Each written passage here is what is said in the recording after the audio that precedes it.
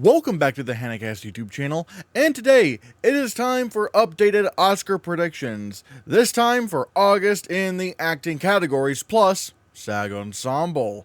So yeah, I don't really have too much to lead into the predictions, but I will say if you want to follow me on Award Expert, I think that would be a very good idea. I'm almost at 400 followers, so if you can do that, I would very much appreciate it. Follow me there, see what my predictions are before I make my videos, or you could see like the lists that I make, you know, like what I would have done in certain Oscar ceremonies or my own Hannahcast movie awards, and follow my lists when it comes to, you know, what I think the lineups would have been if there were 10 Best Picture nominees in years where there weren't. So yeah, consider following me on Award Expert. It's really fun. Let's just jump into it, shall we? And we have lead actress, and this, like, I have some of the same four that I did last time, I think. I still have Renate Reinsve at number 1 because I feel like Sentimental Value is just the strongest film here. Because, like, I don't know. Like, let's look at some of these other contenders. Like, Emma Stone for Begonia. What's weird about Begonia is that it's missing from a few fall fests. And some people are really wondering if this is actually not going to be in Best Picture. And if the film isn't, well then, immediately Emma Stone is weaker. Because, like, again, you look at the history of the Oscars, it's like they do tend to favor their Best Picture films. So that does complicate things if Begonia isn't in picture. I still have it in for now, but we'll have to see. But at the very least, like, that would definitely knock Emma Stone down a few pegs. And outside of that, like, I don't have anything else in Best Picture. Amanda Seyfried for The Testament of Anne Lee. I mean, again, it's kind of hard to say because, again, if she's not in a Best Picture film, like if The Testament of Anne Lee is just not in Best Picture, then she's not locked in. She is vulnerable. Julie Roberts for After the Hunt. Again, even her, even if this film is not in Best Picture, like, I do think Julie Roberts would still be, you know, vulnerable to, and could get snubbed in favor of other Best Picture nominees. Jessie Buckley for Hamnet.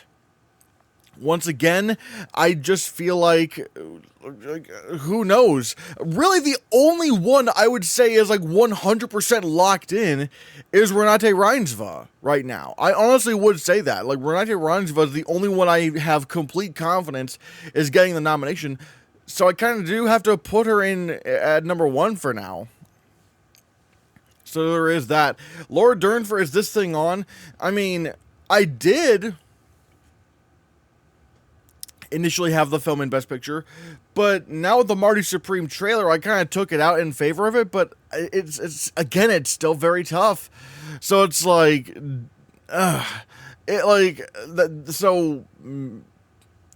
honestly, yeah, her nomination would definitely depend on if the film is in Best Picture. So it's just really hard to tell. Angelina Jolie for Couture. I am looking out for this film, because the director is pretty, like, you know, not well, I don't know if I should say well known, but they've made a lot of really acclaimed films.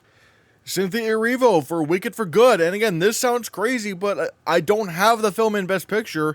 And if Wicked is considered not as good as the first film and manages to underperform, I do feel like Cynthia Erivo would be one of the people to go. Like, I think the movie would end up getting no acting nominations at that point. But again, I hope I'm wrong. I really am looking forward to Wicked for Good. I hope it's really good. But again, it's just the fact that people are mixed on the the second act of the show, which makes me a little bit concerned. So, yeah, I don't know what to do. And plus, like, sequels, even then, like, still managed to underperform in nominations. Like, even, you know, Dune Part 2, despite being considered better than the first film, you know, it, like, got nominated for half the awards that the first film was nominated for, and even managed to win less awards than the first film won. So, or did I say win? Like, it managed to get nominated for less awards than the first film won. So that's alarming. So yeah, Emma Mackey for Ella McKay. I don't know. People don't really seem to like the trailer that much, and so I'm just like, ugh, I don't know. I don't know what to do. Then there's Sydney Sweeney for Christie. Maybe SAG could happen, but then again, she has her controversies, and maybe they want to stay away from that. Amy Adams for At the Sea. I don't know. Jennifer Lawrence for Die My Love. She would probably get nominated at like the Golden Globes and the Critics' Choice Awards, but then nothing else after that, because from everything that I know, like the movie is not really appealing to broad audiences. That it is a very like polarizing film outside of that, and also, to my knowledge, it's not going to have much of a fall season presence, so that's not good. Rose Byrne for If I Had Legs, I'd Kick You. And also Eva Victor for Sorry Baby. I mean, maybe, but at the same time, it's also like, you know, like the movies are pretty low profile. They're not really in Best Picture, so it's like, I don't know. Tessa Thompson for Hedda, we'll have to see, but again, I'm not sure. Greta Lee for Late Fame, again, we'll have to see. Kate Blanchett for Father, Mother, Sister, Brother. Again, I don't know. Like Rebecca Ferguson for A House of Dynamite, I don't believe in that film whatsoever. So yeah, it really, like, lead actress is probably going to end up being like not really that many, you know, Best Picture nominees in the category, which I feel like would still very much help Renate Reinsva. So yeah. Then we get to lead actor, and this is exactly the opposite, where this can be filled, like, you could literally go 5 out of 5 with Best Picture nominees here.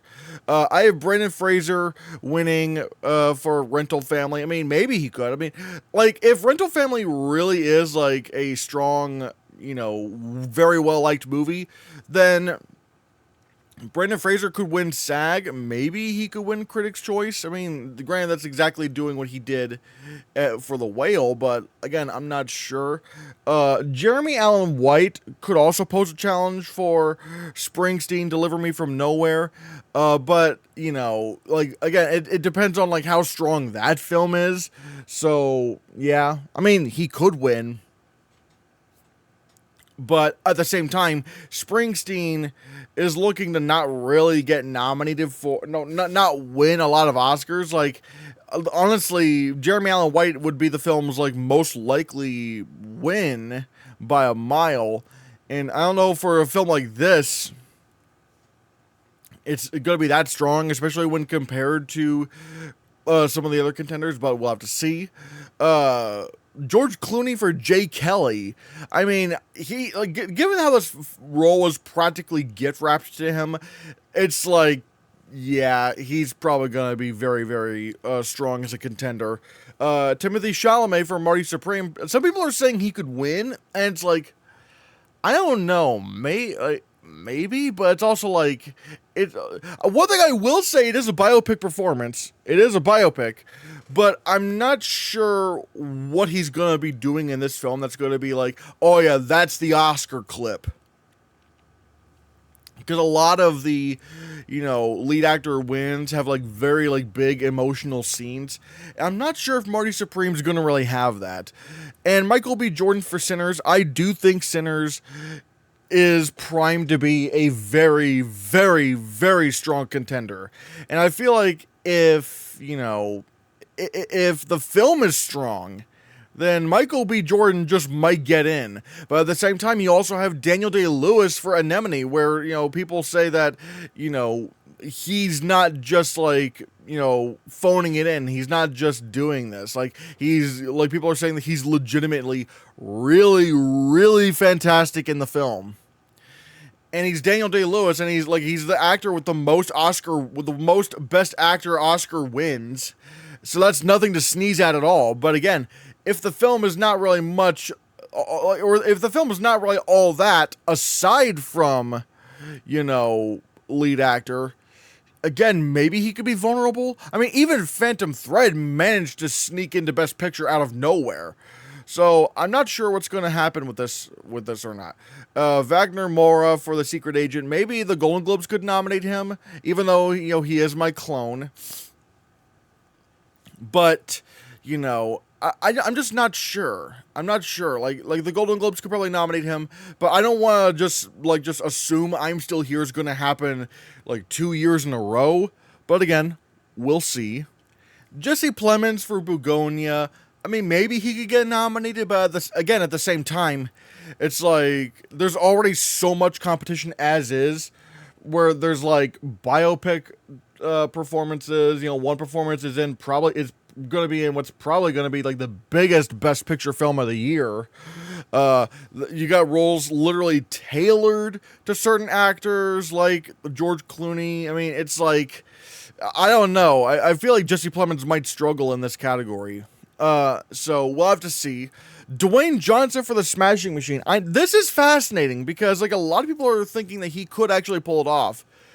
But it's like, I don't think the Academy's quite ready to take him seriously maybe right now. I mean, they definitely will when he's in that Martin Scorsese film. I mean, that's the film that's going to catapult him to an Oscar nomination. But this might be like sort of the prelude to that, where it's like, oh yeah, this is our introduction to serious Dwayne Johnson. So we'll have to see. Colin Farrell for The Ballad of a Small Player. Again, this film could get into Best Picture maybe, but I genuinely don't know anything about this film, and we've still not had a trailer for it, so we'll have to see. Leonardo DiCaprio for One Battle After Another. Again, I'm just feeling like One Battle After Another is going to be the kind of film that even if it's in Best Picture, Leo might not come along with it, because it looks like, I don't know, Leo just hasn't really been like doing all that recently, or at the very least, like he's gotten like a couple of precursors, like for Don't Look Up, he got nominated for the Golden Globe and the BAFTA, and with Killers of the Flower Moon, he got nominated for the Golden Globe and the Critics' Choice Award, not SAG. He got snubbed out of SAG and BAFTA. But at the same time, you could also argue that Killers of the Flower Moon was just not that strong overall. I mean, it got 10 nominations, but it won nothing, and even got snubbed out of Adapted Screenplay. But however, there is also, with One Battle After Another, there's also a film that I could definitely see just missing Best Picture entirely. It could just do that. So there is that. Yeah, we'll have to see. Will Arnett for Is This Thing On? Even if this were in Best Picture, I don't think he would get nominated, because there's just too much, like, really stiff competition with the kinds of performances these other contenders are getting. So probably not. Joel Edgerton for Train Dreams. I mean, I am keeping my eye out for Train Dreams. I mean, to see if it could be a thing. I mean, it is an adapted screenplay, so there's like a slot open easily there. But again, we'll have to see what happens with that. I forgot Paul Dano for The Wizard of the Kremlin. I'm very curious how this film's going to be received, because like there's definitely like a real world allegory here, even though granted it is set in the real world, where it's talking about Vladimir Putin and him being a dictator, and you could also attribute that to nowadays in the US with Trump looking like to be a dictator. I am very curious how awards voters are going to go about this film, or just how people respond to the film in general. So we'll have to see. Yeah, Lee Byung-hun for No Other Choice. If this film were in Best Picture, I would consider him, but again, I'm just not sure if he would quite pull it off. I don't know. I'm looking at some of the others. Oh yeah, Matthew McConaughey for The Rivals of M. Zia King, which did recently get distribution, but it's from the same production company that made the film. So it's like, I'm not sure. I know this seems like pretty high, but I also don't really feel like any of these other performances are that strong either. Like Paul Mescal for Hamnet, from what I know, it's Jessie Buckley that's the standout, and not really anyone else. Oscar Isaac for Frankenstein. I don't know. I don't think he's gonna happen, to be quite honest. Tonatia, I think it's Tonatia for Kiss of the Spider Woman. Maybe they could. But again, the thing is, Kiss of the Spider Woman is just also not going to have a fall festival release. So honestly, the movie's kind of dead. I don't even know why I have this still on the list, to be honest. Willem Dafoe for Late Fame, probably not. Daniel Craig for Wake Up Dead Man and Eyes Out Mystery, no. And everyone knows that Ice Cube is going to win for War of the Worlds. I could very much see that happening. I mean, when he goes, you know, like when his character says, "It's you? It's you. How could you?" Like, I really felt that when he said that. So he's gonna sweep every precursor. Yeah. Then we get into supporting actress. And again, things are kind of tricky. Elle Fanning for Sentimental Value. I just have the most faith in her right now. But again, we'll have to see. There is also Inga Ibsdottir Leleas. I hope I pronounced her name correctly. For Sentimental Value, I'm not sure who would win here. Maybe Inga could beat Elle Fanning. I mean, but then again, Elle Fanning's also like the biggest name in the film. I mean, I know there is also Stellan Skarsgård, but I think a lot of people know who. I think maybe Elle Fanning might be a little bit more popular. But I don't know. It's one of these two, I think, that could win. Laura Dern for Jay Kelly. Funny enough, apparently, when it comes to Jay Kelly, like the three, from what I know, there's only like the three names that are like the most prominent in the film are indeed George Clooney, Adam Sandler, and Laura Dern. Apparently, from what I know, a lot of the other cast members are more like cameos and stuff, or just like bit parts that don't really have a lot to do in the movie. But Laura Dern, from what I know, does enough, so I think she could get in. And then we have the Sinners actresses, Wunmi Mosaku and Haley Steinfeld. I know this sounds crazy, but again, I genuinely do think Sinners has the potential to go all out. And again, I want to try to stick to Best Picture nominees, which I could probably still do that and still do like Gwyneth Paltrow. But I don't know. Sinners, like, I do feel like Mosaku and Steinfeld do enough in a sense. I mean, I've seen actors get in for, less.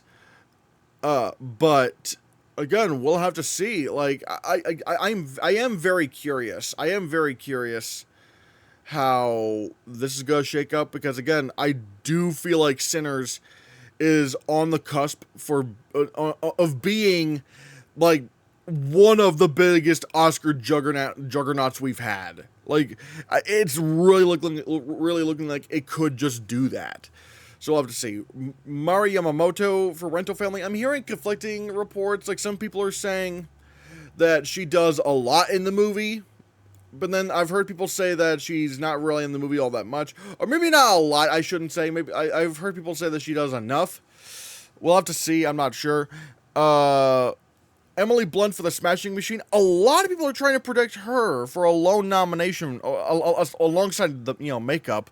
But I don't know. Again, like, I don't know if that's the kind of thing that would happen. Maybe SAG. But I don't know if this is something that would happen with the Oscars.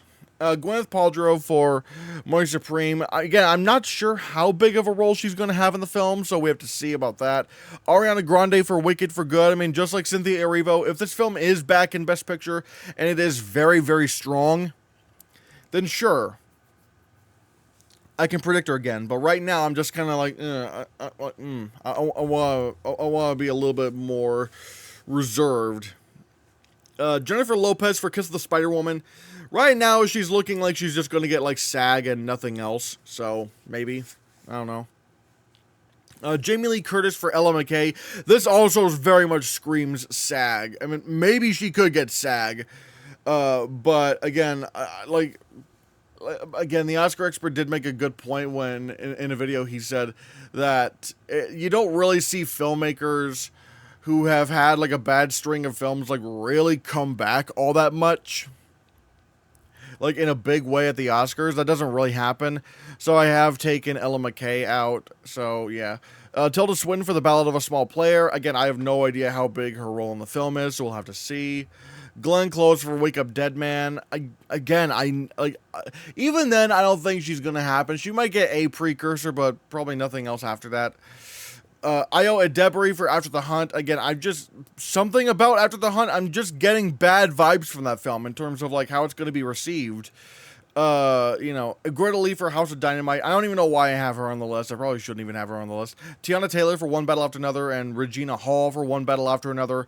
Once again, like, from what I've heard, it's like these two are not really that prominent in the film, so, And then Angelina Looking-Glass for The Rivals of Mzia King. I had her winning at one point, but, like, right now, it's like, the movie just looks like it's just gonna be nothing. Then we get to supporting actor, and after the trailer for Jay Kelly, and seeing how Jay Kelly's gonna be doing pretty well around the awards circuit. I think maybe Adam Sandler could be the front runner, but again, there's an argument for there's an argument for a lot of these actors, to be honest. Adam Sandler kind of has the veteran status. Like, he's been around, everyone knows Adam Sandler, everyone loves Adam Sandler, and now he's doing like a Best Picture film where he plays a very charismatic, supporting role, and he could just get in. He really could.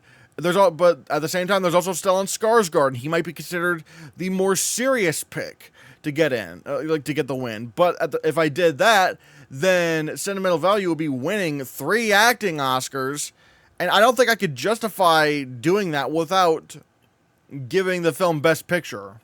But again, I don't think I can do that because of the guilds. I just don't think Sentimental Value is just going to do that well at the guilds. So again, that's the whole thing of 4D chess you have to play. Akira Emoto for Rental Family. I've heard he does have like a big Oscar scene, like an Oscar clip scene.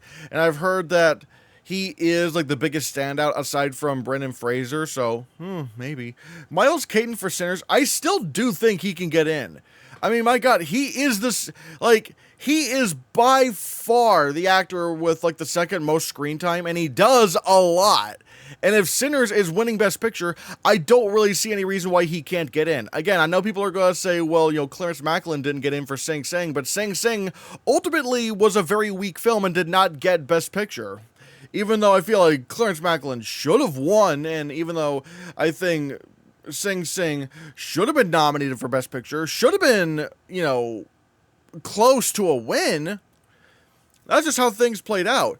Whereas, Miles Caton, yeah, no one really knew who he was before Sinners. But also, Sinners is like, we're talking about Sinners here. We're talking about like one of the biggest films of the year, and easily the biggest Oscar film of the year.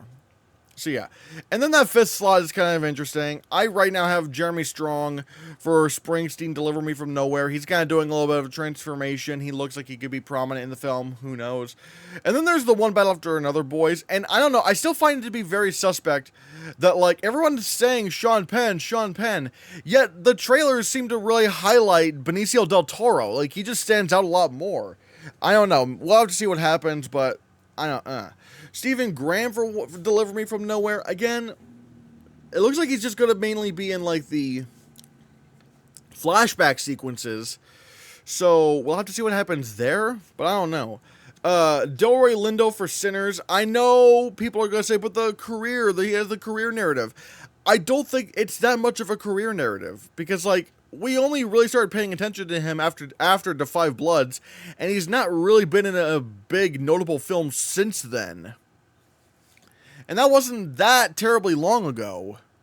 And again, I must point out, at the Astra Awards, the Astra Mid-Season Awards, which granted, yeah, you shouldn't take too much stock from them, but it is very telling that despite the fact that they went all out for Sinners, like, it really, in terms of wins, it could not have done any better. Like, it even won Best Supporting Actress and was at number 2 for Best Supporting Actress at the same time. So, and why do I bring that up? Well, Delroy Lindo didn't even get nominated for Supporting Actor. I think, my theory is going to hold true, that Delroy Lindo is just not really like a big standout in the film. He doesn't really do a whole lot. So yeah. Bradley Cooper for Is This Thing On? If the film were in Best Picture, probably, but I don't know. We'll have to see what happens.